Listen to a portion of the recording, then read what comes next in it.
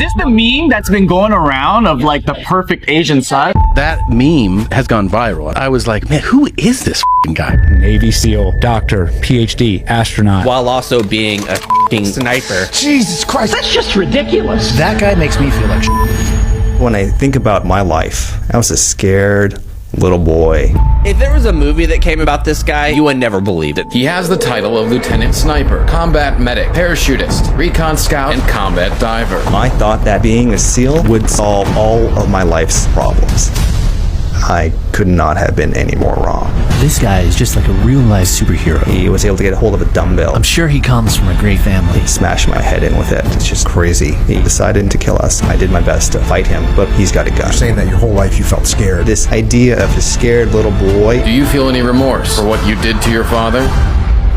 My father came up to me, and some of the last words he said to me was, "I'm sorry." And he pepper sprayed my face. Then all I hear in the kitchen is my mother screaming for help and saying, "He's got a gun." So I got up and I did my best to fight him and get that gun. Fought as hard as I could, as strong as I guess a 140-pound kid could do. He was able to get a hold of a dumbbell nearby and smash my head in with it. And he was able to get his gun out of his pocket. He shot it in the air, and I remember clearly pleading with him that we loved him and that he didn't have to do this. It's not too late. You have the power to decide right now. It's not too late. In a moment of clarity that my father found, he decided not to shoot us, not to kill us, and I told him to go run. Just run. He left the back door. In the hysteria of that, my mother was on the phone and called 911 and screaming for help, and police came, and I came back into my room and I noticed that things had shifted. I have a closet that has access to the attic, and I noticed that furniture was moved in such a way to gain access to the attic. And I told police that I think my father's still in the house and he's in the attic. So they did what they're trained to do. They sectioned off the area and confronted my father, and one thing led to another. I wasn't there, but shots were fired. We went to the police department. I remember going in, and there were 3 cops to the side, and the detective I talked to, he said, "Son, I'm sorry to tell you, but your father is dead." And he said, "I take it that this is not bad news. Is this good?" And I said, "I'm just relieved, sir." And he said, "I understand, son." I had a lot of hate in my heart as a kid, being 18 and just so angry with the world. I was different. I was scared. I was a scared little boy, scared of the world, scared of relationships, scared of talking to people. I was definitely scared of my father. All I wanted to do as a kid growing up was protect my family. Protect really my mother and my brother from my father. And I just wanted to get away. This idea of the scared little boy, I needed a reset button with people I don't know. My buddy Keith told me about the Navy SEAL. I had never heard what a SEAL was, and he told me with this passion about that warrior that does these hard things that no one else wants to do. There was something about that drew me in a way I've never felt before. It called for me. My decision was made. I'm like, this is what I'm gonna do. I wanted to transform my life. I wanted to learn the skills, to develop the strength, to become a different person, be someone that could protect the people that I loved that couldn't protect themselves. It was my ticket to escape the childhood I was born into. And for the first time, I felt accepted.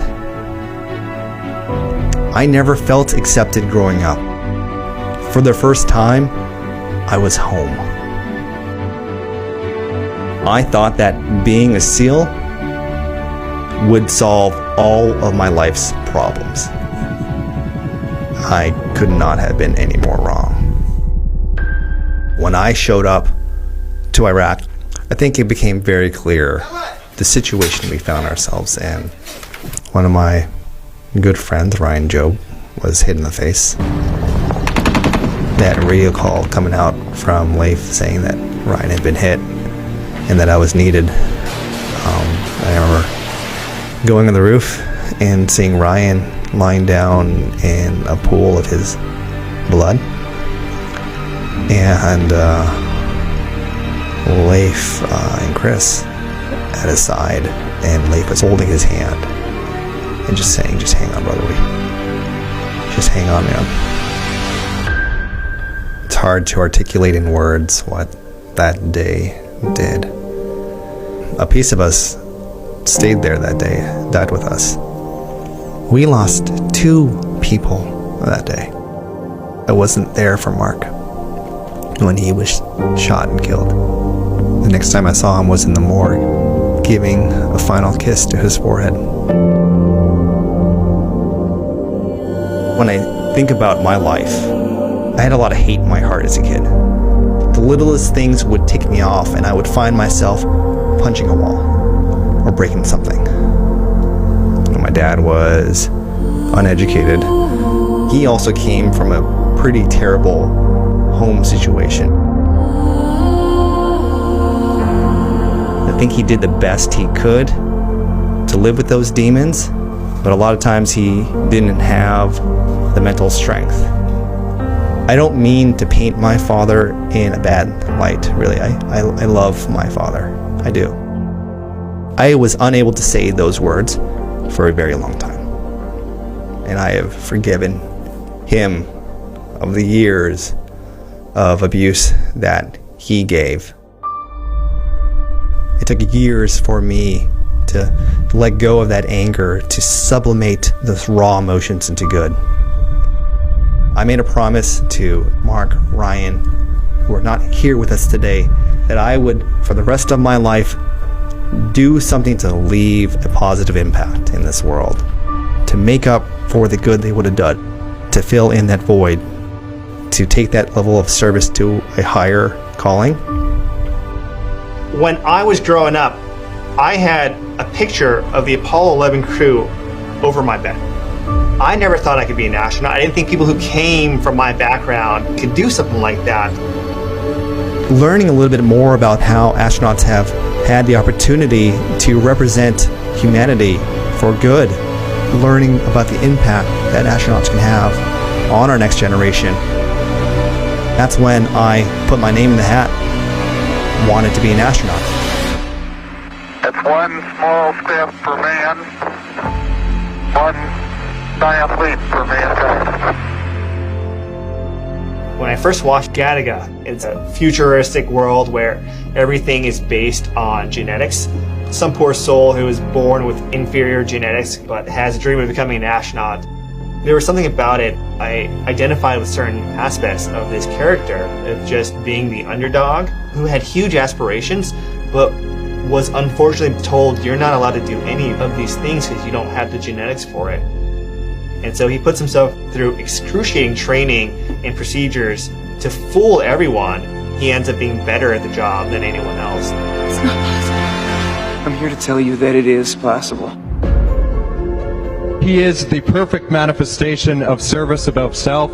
He's very quick to put others' needs above his own. I would trust my life to him, and I'm very proud to call him my friend. Ladies and gentlemen, the newest NASA astronaut, Jonathan Kim.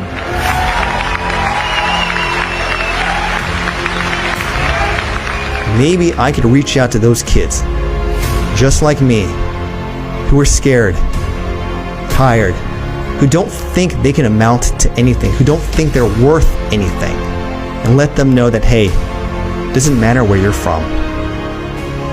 If you get up every time you fail, you can amount to something and you can do positive work. You don't need to have it all, but you have a choice and the power to craft your own destiny.